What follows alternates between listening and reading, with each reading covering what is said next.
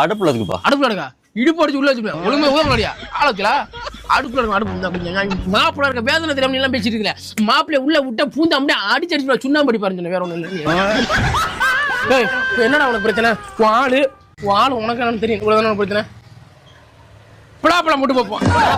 ஆமா plums sorry blames இப்பயே போட்டு பார்க்கலாம். தெரிஞ்சு பாரு.